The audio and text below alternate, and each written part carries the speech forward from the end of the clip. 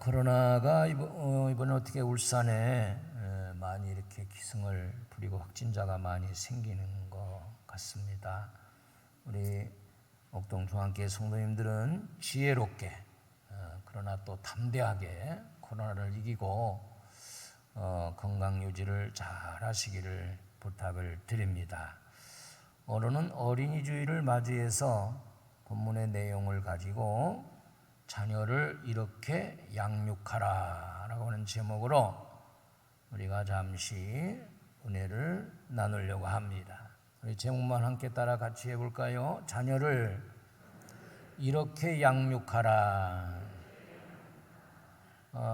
우리 부모들은 자녀들이 다 잘 되기를 간절히 원합니다. 건강하게 자라기를 원하고 지혜롭게 자라기를 원하고 큰 인물이 되기를 원하고 또 부모에게 커서 효도 잘하는 그런 자녀들이 되기를 다 원하는 거예요. 우리 자녀는 내 자식이다. 물론 그렇지요. 그런데 성경에 보니까 시편 127편 3절에 자식은 여호와의 주신 기업이요 태의 열매는 그의 상급이다. 이렇게 말씀하고 있어요. 그래서 하나님이 잠시 내게 맡겨주셨다. 나에게 양육권을 주셔가지고 양육하게 하고 그 다음에 커서는 하나님이 사용하시겠다는 거예요. 자, 이런 개념을 가지고 자녀를 대해야 됩니다. 그런데 부모된 우리들은 자녀를 어떻게 기를까? 자녀가 이제 몸에 엄마 뱃속에서 10달 동안 있다가 나오는데 임신하게 되면 또 당황하지요. 뭐가 좋은지, 어떻게 해야 될지. 그리고 자녀를 막상 낳아서 품에 안았는데 당황하는 거예요. 어떻게 키워야 되지? 이유식은 뭘 먹여야 되지? 애들이 커가면서요, 머리가 크면은 엄마 말도 잘 안 듣고 정말 당황할 때가 많단 말이에요.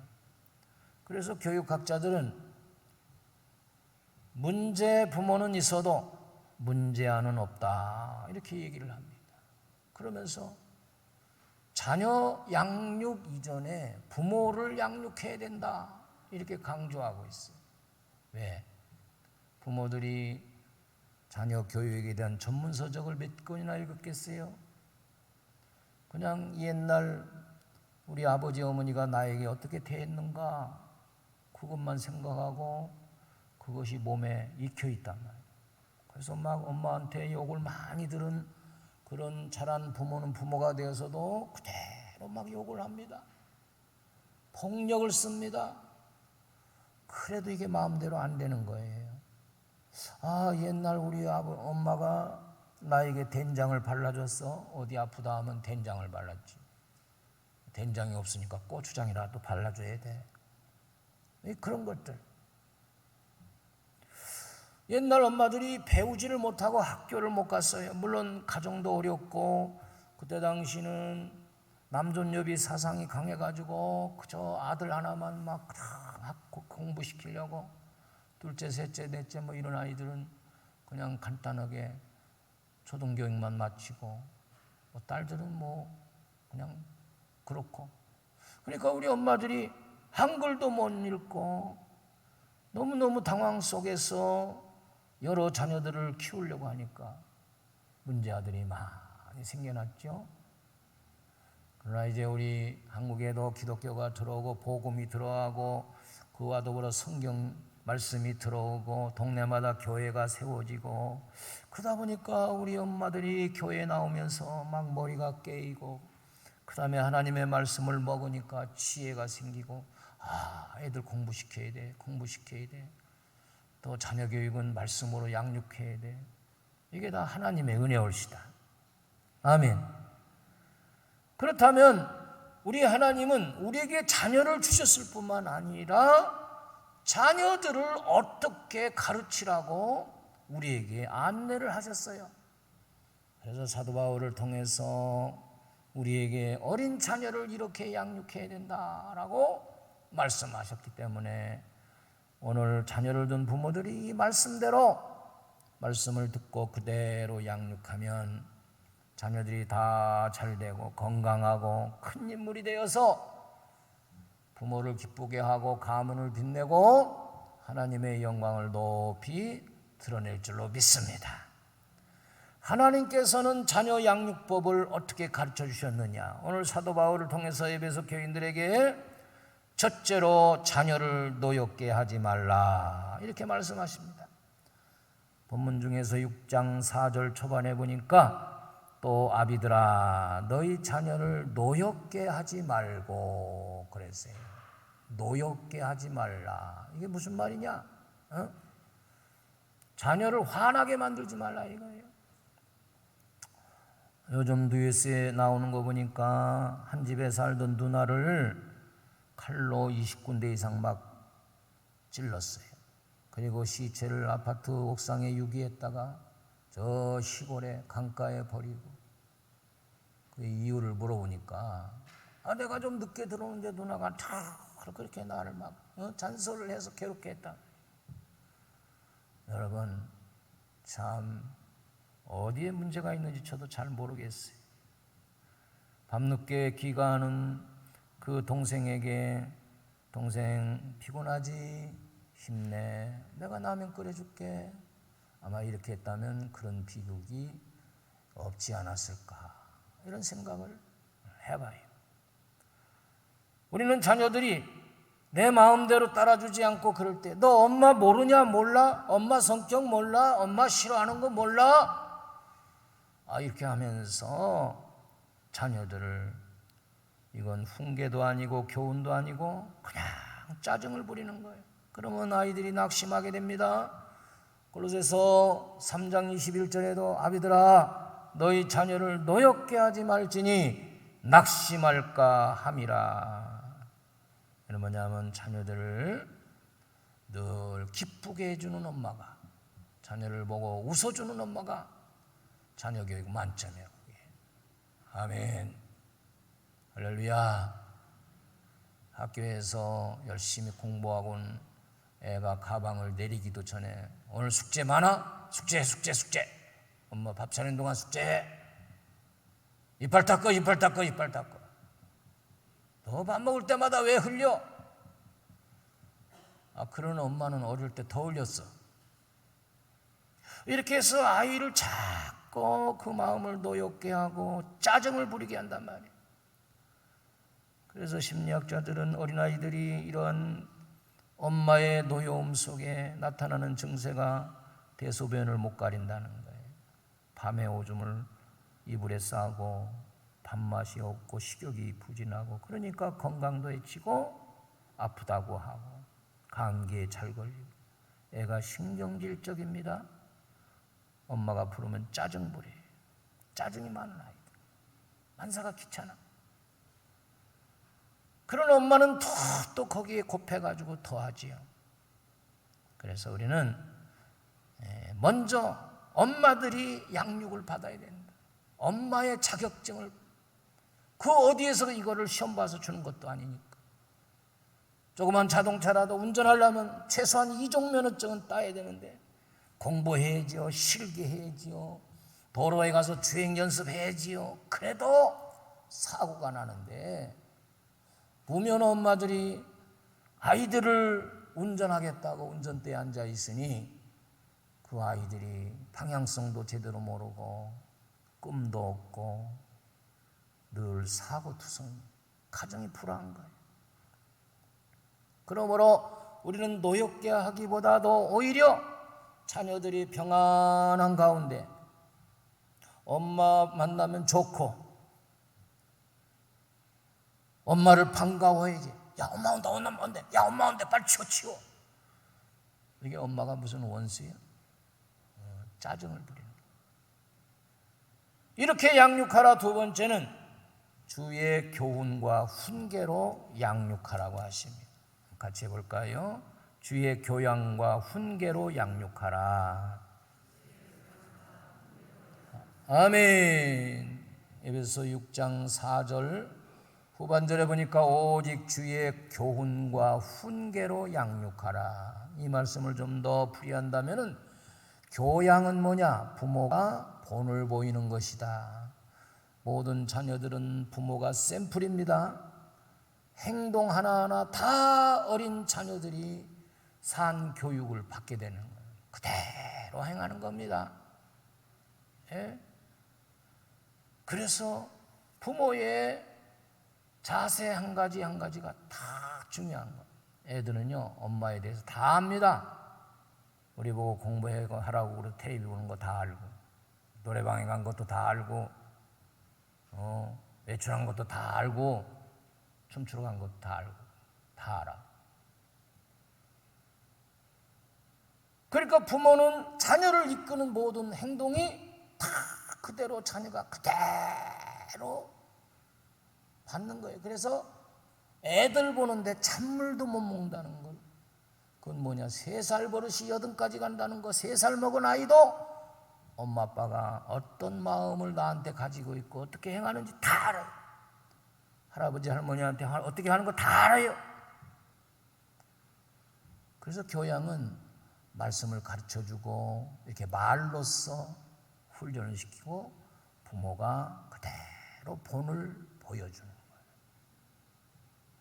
그러니까 자식이 잘못되고 있다는 것은 내가 자식에게 지금 본을 못 보이고 있다는 거지. 기도하는 모습 보여줘야 되고 성경 읽는 모습도 보여주고 내간이 오손도손 재밌게 잘 사는 모습도 보여줘야 되지. 훈계는 뭐냐? 잘못된 것을 바르게 고쳐주는 것인데 거기에 채찍이 들어가는 게 훈계예요. 그래서 부모들은 때를 쓰고 울고불고 해도 안 되는 것은 안 되는 것이다. 이거를 심어줘야 되는데 안 되는 것도 내가 한번 구르면 된다. 이렇게 잘못된 인식을 심어주게 되면은 교육이 뒤죽박죽이 되는. 그래서 바늘도둑이 소도둑이 된다라는 말이 있어요. 옳고 그름을 짚어주지 않으면 먼 장래 이 아이가 그걸 올바로 판단하지 못합니다. 식사의 예절이라든지 또 어른들에게 어떻게 대하는 것인지 이걸 가르쳐줘야 돼요.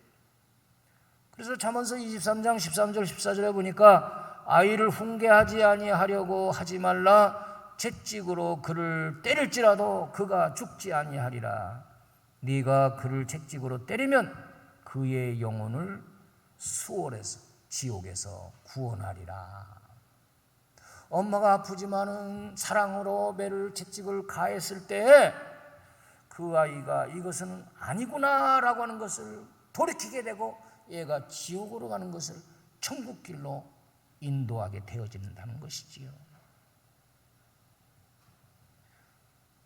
요즘은 부모들이요, 학교에서 선생님이 체벌했다 하면은 당장 쫓아가서 학부형들이 모여가지고 그 교사 징벌을 하고 막 난립니다.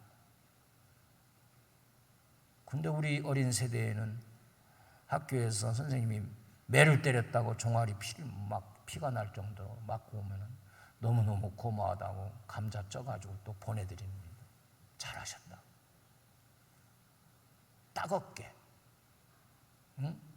선생님이 체벌하는 것도 없어지니까 요즘 아이들이요 난장판이고요 가출하고 음주하고 얼마나 아이들이 잘못되는지 몰라요. 세 번째는 하나님의 말씀과 신앙으로 양육하라고 교훈하셨습니다. 말씀과 신앙으로. 시편 1편 1절에 보니까 복 있는 사람은 악인들의 꾀를 따르지 아니하며 죄인들의 길에 서지 아니하며 오만한 자들의 자리에 앉지 아니하고 오직 여호와의 율법을 즐거워하며 그의 율법을 주야로 묵상하는 자로다. 이게 복을 받은 사람들이에요. 그래서 어린아이가 자기 성경책을 가질 수 있도록 엄마 아빠가 선물을 하나 해줘요. 글을 읽든지 못 읽든지 엄마가 딱 사인을 해가지고 사랑하는 누구에게 성경책을 선물로 준다. 그러면 얘는요 읽을 줄 몰라도 엄마가 성경책 읽으면 자기 성경을 빨리 가서 가지고 와가지고 이 책장을 당겨요. 딱 보고 엄마가 중간쯤 당겼으면 중간쯤 당기고 근데 비싼 장난감은 막 사주는데 자기 아이 이름으로 자기가 소유할 수 있는 성경책을 선물해주는 엄마 아빠는 별로 없어. 이 어린이날 선물로 할아버지도 좋고 할머니도 좋고 거기다 사인을 잘해서 우리 아이 성경책 잘 읽어서 좋은 사람, 훌륭한 사람이 되라. 그러면 평생 그 아이가 잊지를 못하는 거예요. 여러분, 링컨이 9살 때 지병으로 세상을 떠나면서 링컨을 불러놓고 자기가 보던 성경을 링컨의 손에 쥐어주면서, 링컨아, 네가 훌륭한 위인이나 부자가 되려고 하지 말고 이 성경을 열심히 읽고 성경대로 살고 정직한 사람 되어라. 그래서 링컨이 그 엄마가 하시는 마지막 유언을 가슴에 새기고 어머니가 돌아가신 다음에 성경을 열심히 읽고 또 읽고 또 읽었어. 그래서 지금도 링컨 하면은 노예를 해방시키고 남북전쟁을 승리로 이끌고 노예들의 아버지요, 노예들의 아버지. 링컨의 동상을 우리가 미국에 여행할 때 보니까 하도 그 구두를 노예들이 만져가지고 양쪽 구두발이 막 뺀질뺀질해. 응? 그가 어떻게 그런 훌륭한 인물이 되었을까? 미국의 위대한 대통령이 되었을까? 그것은 엄마가 성경을 읽으라고 그렇게 유언을 했기 때문에 성경 말씀대로 읽고 또 읽고 성경을 암송하고 하다 보니 성경의 사람이 되어진 거예요. 할렐루야. 세 번째는 마지막으로 부모를 공경하는 자녀, 부모에게 순종하는 자녀가 잘되고 복되다는 것을 가르치고 있어요. 그러니까 부모에게 효도하는 법을 이렇게 가르쳐줘야 돼요. 그러니까 엄마 아빠가 애로 말하면 할아버지 할머니잖아. 대하는 태도, 전화 받는 태도, 전화 받고 끊고 나서 하는 얘기, 애가 있는 줄도 모르고 아씨가 엄마는 맨날 전화질만 하고 말이지. 아유 참 다 들어. 부모의 마음은 그렇지 않아요. 여러분, 가수 장사익 씨가 부른 노래를 제가 이렇게 들으면서 눈시울이 적셔지더라고요. 어머니 꽃구경 가요. 그래서 어머니를 찌개에 지고 꽃구경 시켜드리겠다고 산으로 올라가는데 엄마가 그 뒤에서 한 움큼씩 솔잎을 따서 가는 길 뒤에다가 뿌리며 가네. 어머니, 지금 뭐 하시는 거예요? 아들아, 내 아들아, 너 혼자 내려갈 일을 걱정이구나. 길 잃고 헤맬까 걱정이구나. 참 그 가사가요, 눈시울을 적시더라고요. 아마도 그 아들은 어머니를 다시 지게에 지고 내려왔을 거예요. 그 어머니의 사랑. 여러분, 이 어머니가 그런 사랑으로 자녀를 안고 자녀에게 밥을 차려주고 자녀에게 말을 한마디 하더라도 그런 사랑이 담겨있는 그런 어머니 아버지의 말은 절대적으로 자녀를 곁길로 가지 않게 합니다. 여러분, 3살짜리도 다 알아요. 엄마가 지금 짜증 부리면서 나에게 말하는지 정말 사랑으로 나를 위해 주는지 다 안다고요. 다 느낀다고요. 왜? 사람은 영물이기 때문에. 그러다가 할아버지 할머니 댁에 가면은 할아버지의 사랑은 엄마의 곱하기 10 곱하기 100 무한대. 내 새끼 왔구나 하면서 할아버지 할머니가 정말로 끌어안아주고 벌써 눈빛이 달라. 눈빛이. 엄마의 눈초리는 예리한데 할아버지의 눈초리는 무디면서 그 속에 사랑이 막 지글지글 보글보글 끓어. 하나님이 참 노년에 손주 손녀 사랑 안 줬다면 우리 어떻게 살지 모르겠어. 이제 부부도 다 이제 친구로 살면 그건 잘 사는 거고 왼수로 살고 있잖아 지금. 여러분들이 그렇다는 게 아니라 할아버지를 왼수라고 어느 게임에서 그렇게 말해. 왼수. 서로 왼수야. 그런데 이 할아버지 할머니가 있는 손주들은요, 그래도 어머니 사랑이 부족하지만 할아버지 할머니가 채워주는 것 같아요. 저도 가끔 지금 어머니보다도 할머니가 더 그리워질 때가 있다니까요. 할머니가 그 추운 겨울에 학교 갔다 오면 막 손을 녹여주시고요. 그 다음에 어디 잔치집에서 들어온 뭐 돼지 비계 이런 거, 떡조가리, 굳은 거, 이렇게 손수건으로 싸가지고 이렇게 해서 요 안호주머니에 넣었다가 손주들 중에서 특별히 저를 그렇게 사랑하시고 빨리 먹어, 애들 오기 전에 먹어, 그렇게 해주는 그 사랑, 할머니 사랑을 그렇게 많이 받았어요. 그러니까 요 근래에도 엄마 아빠가 바쁘거나 엄마 아빠가 잘못돼서 헤어졌거나 그런 자녀가 저 시골 할아버지 할머니 밑에서 잘했으면 그게 어떻게 되겠어요? 그런데도 할아버지 할머니 밑에서 자란 애들이 그래도 번듯하게 잘못되지 않고, 왜? 엄마 아빠를 대신해서 할아버지 할머니의 사랑을 받고 자랐기 때문에 탈 없이 그렇게 자라는 거예요. 최근에 트로트의 그 누구지요? 꼬맹이. 그 간증을 들어보니까 할아버지가 그렇게 사랑했대. 트로트 대도중에 할아버지가 천국 가셨다고 그래. 그 할아버지가 그리워. 엄마가 없었지만은, 엄마가 자기를 두고 도망갔지만 할아버지 사랑을 받고 자랐기 때문에 그 아이가 어엿하게 말이요, 야, 고학으로 자기가 인터넷을 통해서 색스폰을 배웠다고 하는데 어쩜 그렇게 잘 부는지.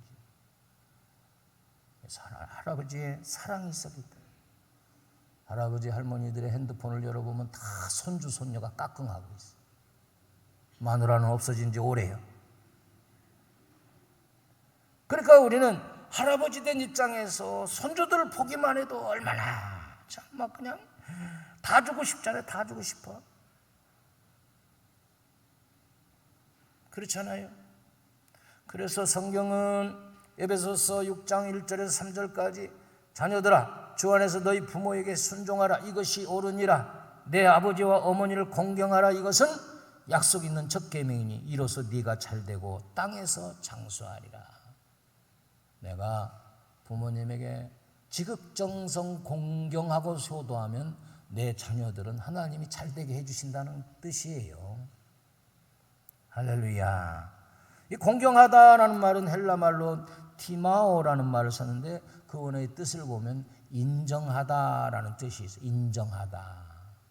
부모를 공경한다는 것은 지금 요양보육원에 누워 계시고 죽을 날만 기다리고 아이고 한 달에 20만 원, 30만 원, 50만 원 내는 게 부담스러워서 빨리 돌아가셨으면 좋겠다. 그리고 부모는 너무너무 특히나 요즘 코로나 때문에 면회도 안 오고 그래서 나 아프다고 좀 전화해줘. 딸이 보고 싶어. 나 아파서 곧 죽겠다고 그렇게 좀 얘기해줘. 아 그래서 어떻게 거짓말할 수 있냐. 그래도 좀 해줘. 그래서 전화를 해서 와서 보고서는 멀쩡하니까 막 욕을 해대면서 죽으면 전화하라고 했더니 왜 죽지도 않은데 전화했냐고 막 욕을 퍼붓고 간대. 다 그런 건 아니고 일부 조금 그렇게 있다는 거예요. 그 어머니가 얼마나 상처받겠어요. 그렇잖아요. 그러나 병들고 어렵고 치매까지 왔을지라도 공경한다는 것은 내 어머니요 내 아버지로 그대로 인정해드리고 그게 공경, 인정해드리고 내가 밥상 한 그릇을 차려드리더라도 한 상을 차려드리더라도 그게 부모를 인정하는 거지. 공경하고 순종하라. 이 순종한다는 말은 히파코라는 말인데 경청하다라는 본래 뜻이 있는데, 여러분 너나 할 거 없이 나이가 들면 어때요? 눈이 흐려지고 귀가 어두워지는 거야. 그러니까 식구들이 말하다가 할아버지가 끼어들면은 너무너무 답답하고 진도가 안 나가. 할아버지는 잠깐 그냥 계세요. 아버님 뭘 하려고 그러세요? 기도 안 들으시면서. 그러면 어떻게 해요? 아버지가 그냥 풀이 죽어가요. 그래 늙으면 죽어야 돼. 그런데 어떤 아들은요, 큰 소리로 또박또박 이래서 이렇고 저렇고 저렇대요. 아버님 알으셨나요? 그러면서 자기가 어떤 일이 있었던 얘기가 있으면 또 아버님에게 그렇게 해드리는 거. 이게 경청. 잘 들어주는 거. 그러면 저놈 아들이 그래도 나를 지 애비로 생각하고 있구나. 말을 끊어버리고 참견 안 시키고, 그러면 얼마나 서운하겠어요? 아버지가 오랜만에 하도 전화가 안 오니까 전화를 했는데, 아버지 끊어 나 바쁘단 말이야, 끊어. 얼마나 마음이 아프겠어요. 아이고 아버님이세요? 안 바빠요. 아버님 전화하셨는데요. 말씀하세요. 저 잘했습니다. 이 순종은 바로 경청이다. 경청.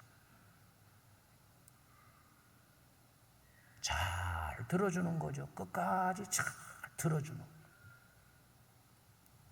그래서 잠언서 23장 22절과 25절에 보면 너 낳은 어미에게 청종하고 내 늙은 어미를 경히 여기지 말지니라. 내 부모를 즐겁게 하며 너를 낳은 어미를 기쁘게 하라. 기쁘게 하라. 출애굽기 20장 10절 말씀, 10계명 중에 내 부모를 공경하라. 그리하면 내 하나님 여호와가 내게 준 땅에서 내 생명이 길리라. 출애굽기 21장 15절에 보니까 자기 아버지나 어머니를 치는 자는 반드시 죽일지니라. 창세기 9장 24절 25절 노아가 술이 깨어 그의 작은 아들이 자기에게 행한 일을 알고 이에 이르되 가나안은 저주를 받아 그의 형제의 종들의 종이 되기를 원하노라. 그래서 함은요, 뭐 큰 잘못도 한 일이 없어. 아버지 노아가 벗은 것을 형제들에게 다 까버리고 광고했단 말이에요. 그러나 셈과 야벳은 뒷걸음질 쳐서 아비의 허물을 덮어줬다는 그거요, 그거. 응? 우리 성도들에게는요, 부모님이 계신데 먼저는 육을 낳아주시고 길러주신 육신의 부모님이 계세요. 아버님, 어머님이 계세요. 할렐루야. 그 효도예요. 또 우리들에게는 정신적인 교육을 해주시고 가르쳐 주신 스승님이 계세요. 학교의 스승님. 그래서 혼의 부모예요. 정신적인 부모님. 그래서 나를 가르쳐 주신 초등학교 선생님들 기억하잖아요. 그래서 대학에 가서도요, 그 선생님을 잊지 않고 선생님 생신 때 다 동기들이 찾아와서 생일잔치 해드리고, 선생님 많이 늙으셨네요. 또 선생님이 보고 싶어요. 사람을 찾기도 하고. 그런 혼의 부모님이 있어요. 또 우리 성도들은 영적인 부모님이 계세요. 그래서 사도 바울은 고린도 교회 자녀들에게 너희는 내가 양육하고 너희를 내가 낳았다. 실제 낳은 게 아니라 영적으로 길러줬다. 그래서 믿음이 들어가고 또 믿음이 들어가고 성숙하고 성령 충만을 받으면 영적인 부모님을 부모님같이 나를 양육해 주시고 부족한 나를 세례 주시고 집사, 권사, 장로로 여기까지 세워주신 나의 영적인 부모님이다. 이렇게 철이 들고 믿음이 들어가면요, 그래서 담임 목사님을 순종하고 브리스가와 아굴라는 사도 바울이 자기의 보호자가 되어서 일생을 책임지고 뿐만 아니라 누가는 의사가 되어서 사도 바울을 어버이같이 가는 곳마다 동행해서 치료해주고, 믿음이 성숙한 증거지. 너무 고마운 거야. 늘 하나님의 말씀을 먹여주고, 우리 목사님은 나의 영적인 아버지야. 그런 믿음이 들어가는 거야. 제가 신덕교회에서 부교육자로 부목사로 사역할 때도 제가 처음 면접 때 왜 부목사를 오려고 하느냐 그래서 제가 목회를 하다 보니까 멘토가 없었습니다. 그게 멘토시요, 내가 아버님같이 섬기겠습니다. 아버님같이? 그게 휠이 꽂힌 거예요, 이번에. 그래가지고 며칠 후에 전화가 왔어요. 빨리 오라. 아버님같이. 그래서 저는 새끼 목사, 큰 목사 이런 걸 안 따지고 나는 목사의 타이틀을 다 떼버렸어요. 때로는 기사로서, 때로는 병원에 모시고 가고, 때로는 목욕탕 가서 등을 밀어드리고, 또 그때는 이런 온실이었기 때문에 처음 과일이 나면 내가 시장에 가가지고 그 과일을 한 보따리 사가지고 제일 먼저 드시라고 갖다 드리고, 또 어디 장거리 행사 가시면 미리 목사님이 좋아하는 빵이나 다과들 한 보따리 사가지고 뒤에다가 다 갖다 놓고. 우리 아버님같이 섬겼어요, 정말로. 나도 목사지만 그러나 이분은 나의 영적인 부모님이시다.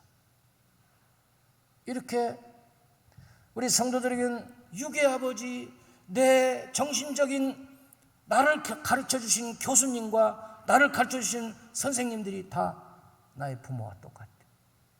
그래서 순종하고 따르면 그 사람은 훌륭한 사람이 되는, 우리의 영적인 부모, 나를 낳아주고 길러주고 나를 여기까지 있게 신앙으로 성숙하게 하신, 그럼 기억할 수 있는 그런 목사님, 내가 그 교회를 떠나와서도 잊지 못하는 목사님들이 다 있잖아요, 우리에게는.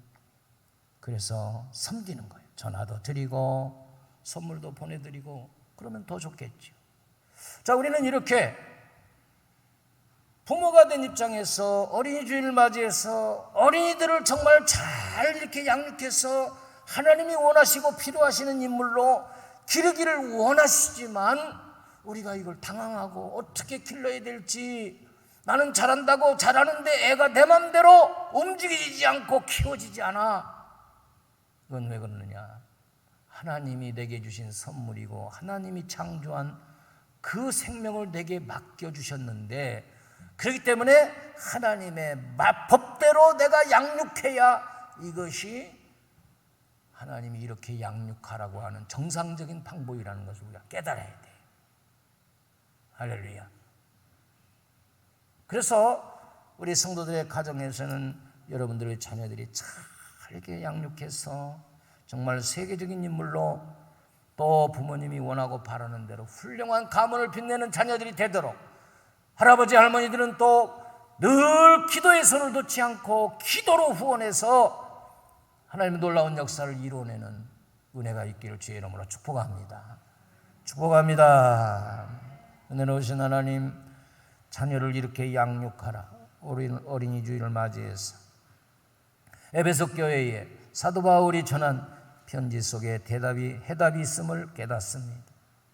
우리 하나님이 주신 기업이요 상급이요 선물인데 이 자녀가 내 마음대로 커주지를 않습니다. 당황스럽습니다. 어떻게 해야 합니까? 첫째는 자녀를 노엽게 하지 말고 주의 교환과 훈계로, 말씀으로 양육하고 효도하는 자녀로 기르기 위해서 효도의 본을 보여야 된다고 말씀하고 있습니다.